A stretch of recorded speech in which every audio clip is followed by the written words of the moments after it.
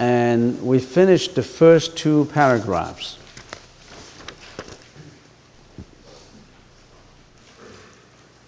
Venerable Subhuti asked the Buddha, "Well, Honored One, will there be living beings who can develop a true faith and believe in these words and sentences and chapters when these sentences are expounded to them?"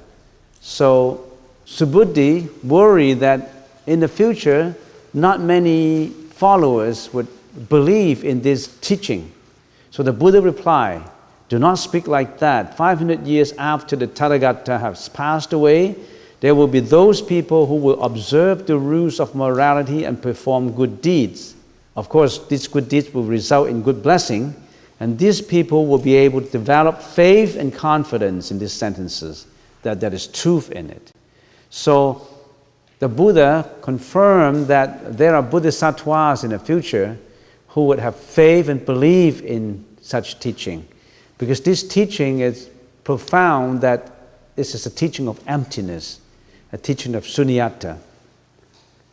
And then the Buddha continued in the next paragraph, and I'll read it out word for word. "We should know that such people will not have planted good virtuous roots in just 1, 2, 3, 4, or 5 Buddha lands. They will have planted good virtuous roots in countless thousands and tens of thousands of Buddha lands." That means, the Buddha said, bodhisattvas who believe and believe in these words, they must have planted their virtuous roots not just in one life, not just in one Buddha land, but in thousands of other Buddha lands. They already have planted the virtuous roots. They already have the causes. They will already have cultivate causes for believing in this teaching. And remember last time we talked about the significance of the time dimensions of 500 years. The Buddha's teaching will stay for 12,000 years. The 3 epochs. The first one is the true Dharma epoch.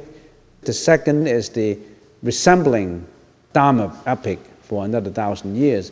And then the Dharma ending epoch for 10,000 years. Buddhism is disintegrating.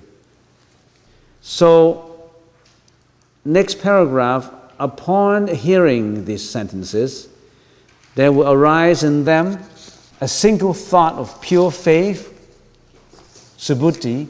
All who know and see the Tathagata will attain immeasurable merits. Why? Because they will have wiped out wrong notions of an ego, personality, a being, and a life. They are not caught up with the wrong notion of Dharma and non-Dharma. Why? Because if their minds grasp the Dharma, they will stay cling to the notion of an ego, a personality, a being, and a life. And these bodhisattvas have, in the previous paragraph, it says, have planted virtuous roots. What do we mean by virtuous roots? These roots are created from purification of one's behavior, speech, and thoughts. In the Chinese language, it's shen, kou, yi. So they already have purified. The virtuous roots result in purification of behavior, speech, and thoughts. There's 3. How is karma created from an individual? When a karma is created, what happened? How is a karma created? It's created through one's behavior, action, speech, and thoughts. So what action is created from the resulting karma? What actions are created? Actions? Killing, sexual misconduct, stealing. These are the three in broad general terms. Of course, there's a multitude of behavior that could be created and result in bad karma. So, mind your action, your behavior. Killing, sexual misconduct, and stealing, in broad general terms. What karma is created from speech? I mean, how does speech create karma? Slandering, frivolous speech, cursing, lying, all that, from the mouth, from speech. Speech create bad karma. Of course, speech create good karma too. Trustworthiness, not lying, not cursing, not slandering, all this creating good karma. On the other hand, so actually action, speech, and thought, the karma created has three nature: good karma, bad karma, and indifferent karma or neutral karma. So that's why we should all watch our thoughts, our actions, and our speech. They create karma.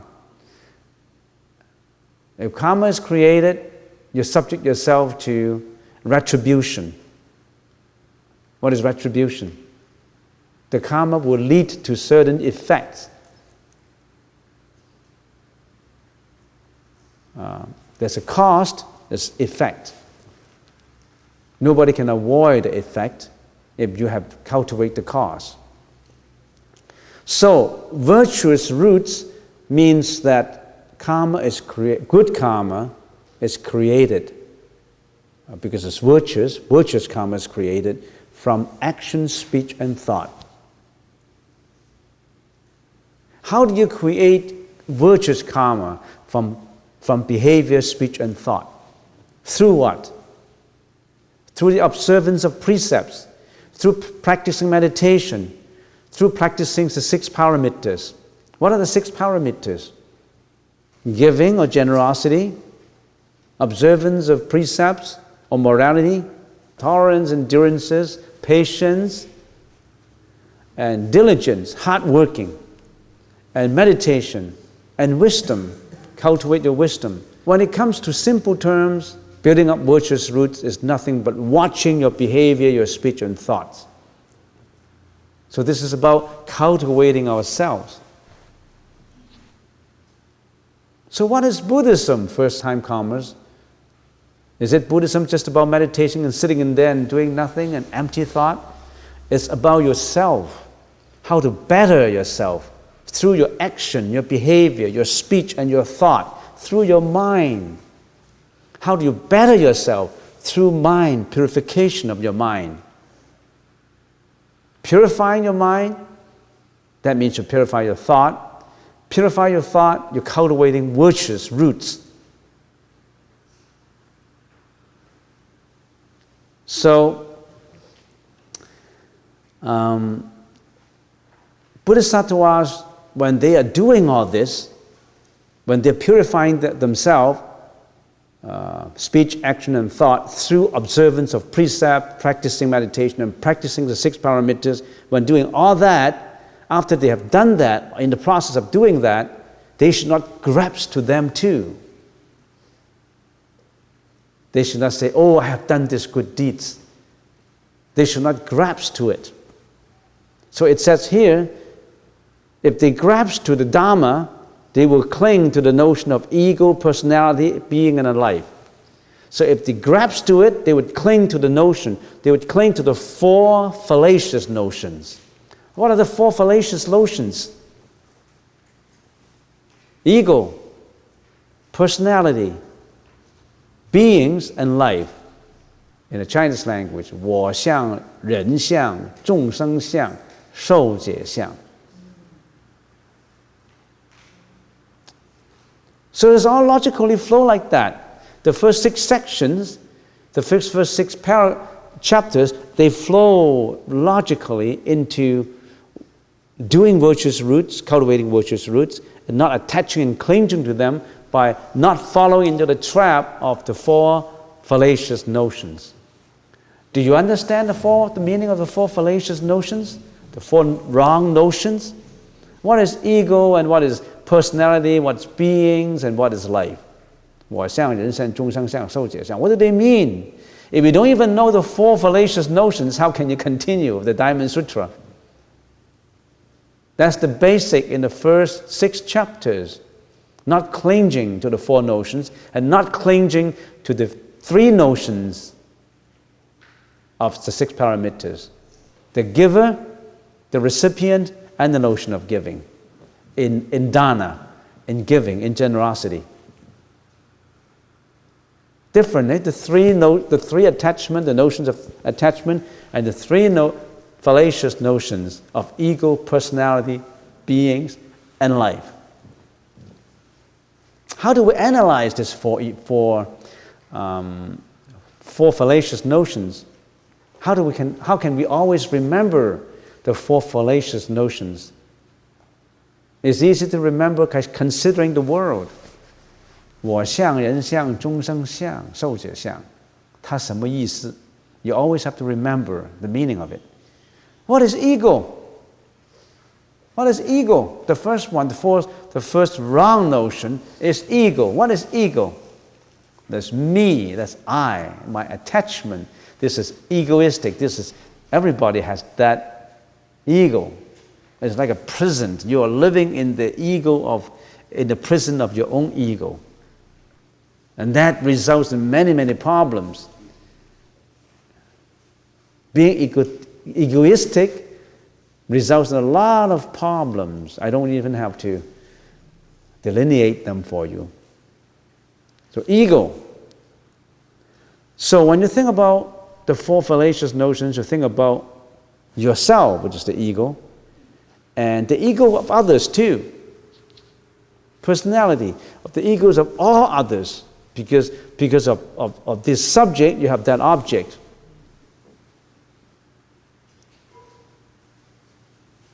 And that concerns the individuals. Ego and personality. About your ego, other people's ego, attachment to egos, which we should get rid of. And then what is this? Beings. Beings and life concerns a broad general term of the universe. What's the universe made up of?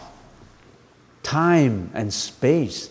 Space is all the beings and all the environments, the mountains, the rivers, the animals, human beings and buildings and everything. We're attached to them. Not just to them, we're attached to wealth, reputation, power, status, attached to all of them. There's beings, space, all things surrounding me, I attach to them. I consider them real. I consider them as real stuff. That's the problem. I don't analyze them by its causality and its impermanence. I consider them as really exist. Because I consider them as really exist, I attach to them. I attach to the existence. So that's space. You attach to whatever you can see, whatever you can sense. You attach to what your eyes, your ears, your nose, your tongue interact to. You attach to them, we attach to them. And how about time? The last one, life. Remember, ego, personality, beings, and life? Life concerns about time. Life means continuity. We always think that we never thought of impermanence. We thought that death is always remote from us. We think that everything surrounding us will last for a long time. But that isn't true. It's always changing. It's changing every minute, every second. Just half an hour ago, everybody was having good time in a hotel in Bombay. And then the next 15 minutes, something happened. It was peaceful before, and all of a sudden it turns into a disaster. Everything is changing. Nothing is not subject to changes. If you can find one thing that does not change, you tell me. I'd like to know what that is. Good things can change to be bad. But we shouldn't be negative about it. We shouldn't be pessimistic about it, because bad things can change to be good things too. Don't fall into the trap of misery.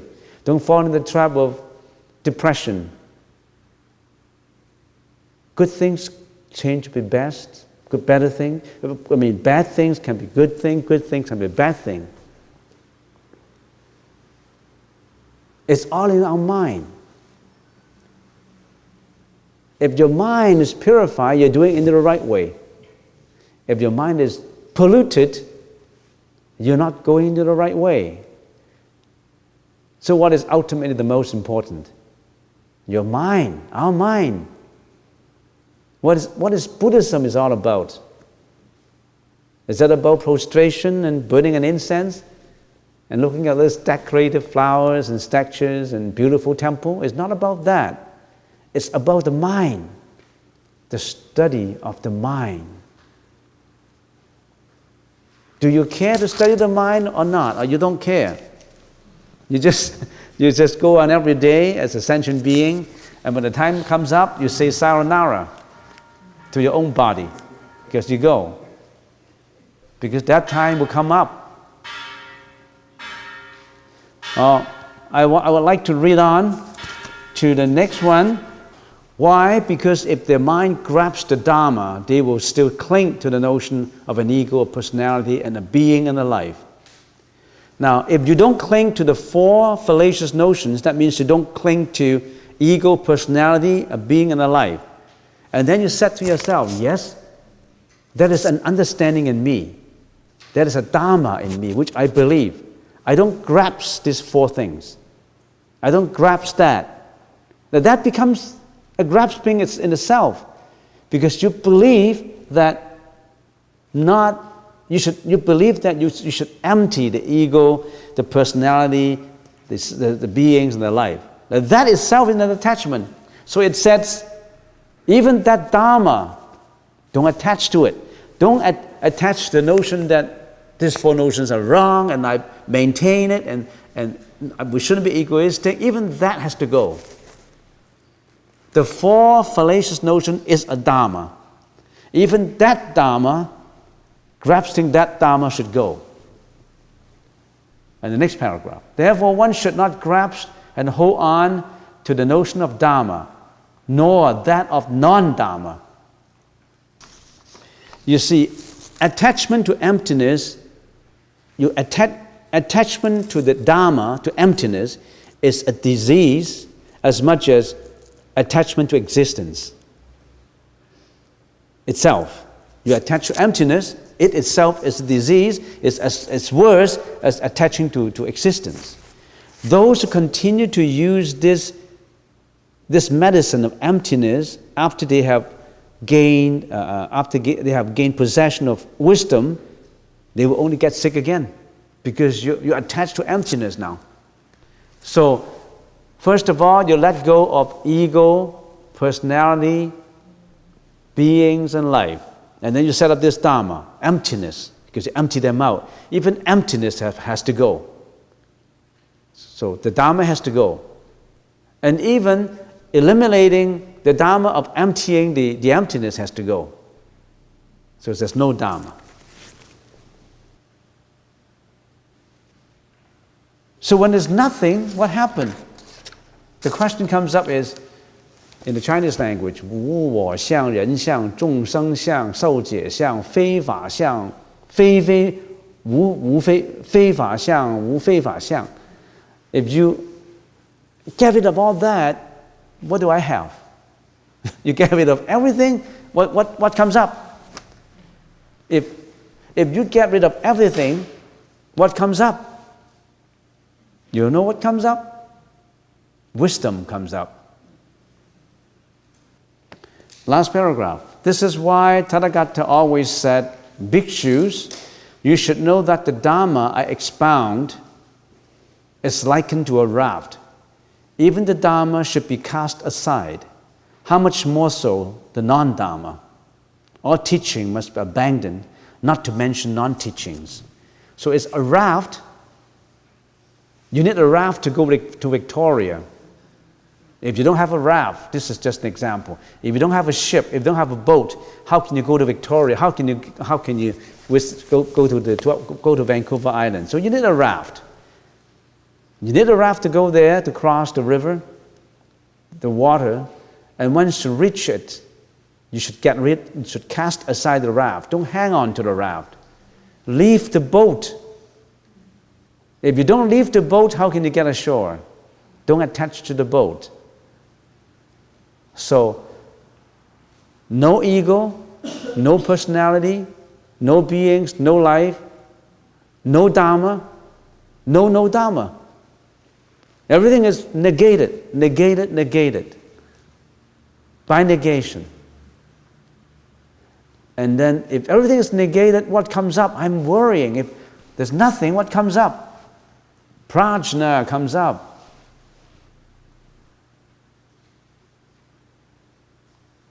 It's just like a river. When you get rid of all the pollutants, finally you get its real, original purity.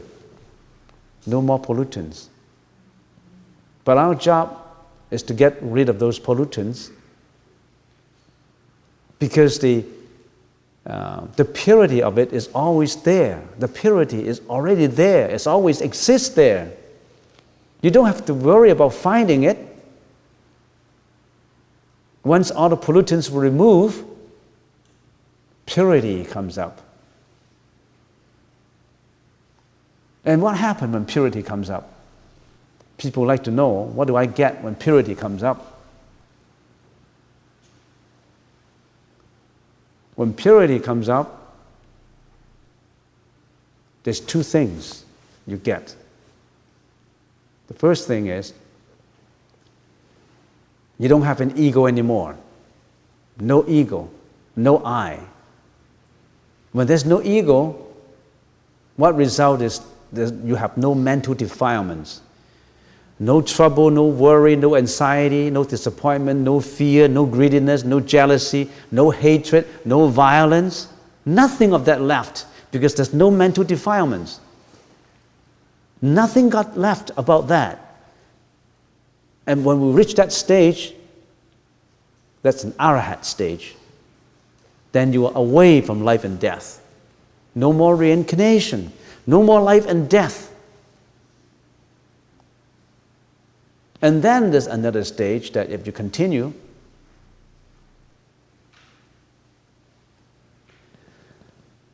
even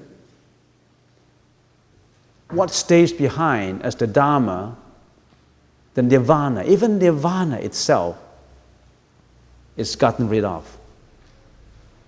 Then you come to the stage of Anuttara Samya Sambuddhi. That's the time when you reach Buddhahood. There's an ultimate liberation, ultimate bliss. So being an arahat, you already have removed yourself from reincarnation. And if you work further, you are in Anuttara Samya Sambuddhi, supreme, ultimate enlightenment. But if you can be the arahat, that would be great already. Because you are out from life and death. No more reincarnation. So we finished section 6. It's basically Subhuti worry about future followers, whether they would trust and believe in this teaching. And the Buddha said they are bodhisattvas who observe morality, who observe precepts, who practice the prajna. They will believe in it. Even in the ending stage, they will be bodhisattvas. Because bodhisattvas, the existence of bodhisattvas will not be limited by time and space. They always would come back. And then the Buddha continued to expound his teaching by saying, don't cling to the 4 fallacious notions of ego, personality, beings and life. In other words, don't cling to that dharma. And then you say, oh, then there's no Dharma. Even the concept of no Dharma has to be gotten rid of. And when everything is if everything disappears, prajna comes up. Real wisdom comes up. The purity comes up. If all the pollutants in the river are removed, don't worry about what's remain. Purity. And the purity has always been there. It hasn't been created, and we haven't even lost it before. It's always there.